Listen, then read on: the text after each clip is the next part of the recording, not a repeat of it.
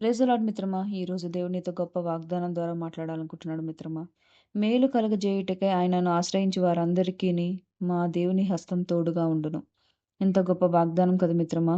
మన జీవిత ప్రయాణాల్లో ఎన్నో సవాళ్ళు, ఆందోళనలు ఎదురవుతూ ఉంటాయి. అటువంటి సమయాల్లో మనం ఎవరి సహాయం కోసం ఎదురు చూస్తున్నాం? లోక సంబంధమైన అధికారులతోనా? లేదా మనుషుల నుంచి సహాయం వస్తుందని ఎదురు చూస్తున్నావా? లేదా సృష్టికర్త అయిన మన దేవుడు సహాయం చేస్తాడని ఎదురు చూస్తున్నావా మిత్రమా? అయితే దేవుడు ఈ యొక్క వాక్యం ద్వారా మనకు 3 ముఖ్యమైన విషయాలు గుర్తు చేస్తున్నాడు మిత్రమా. మొదటిది ఆయనను ఆశ్రయించడం. అంటే మన కష్టాల్లో, కన్నీల్లో మొదటగా దేవుని వైపు చూడడం మిత్రమా.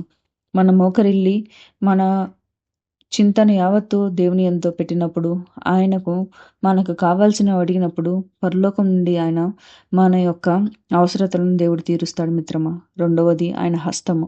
దేవుని హస్తం ఎంత బలమైందో తెలుసా మిత్రమా. ఆ దేవుని హస్తం ద్వారా సముద్రం పాయలు చేయబడింది మిత్రమా. రోగులను స్వస్థపరిచింది.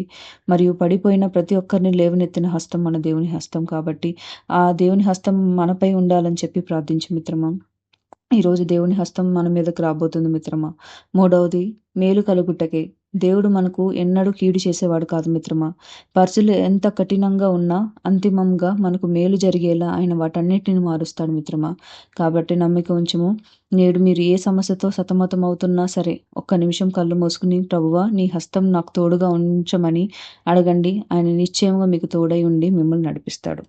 ఈ వాగ్దానం నీ హృదయం తాకినట్లయితే మన వీడియోని లైక్ చేయి. అలాగే మన బైబిల్ వాక్య కథల ఛానల్ని సబ్స్క్రైబ్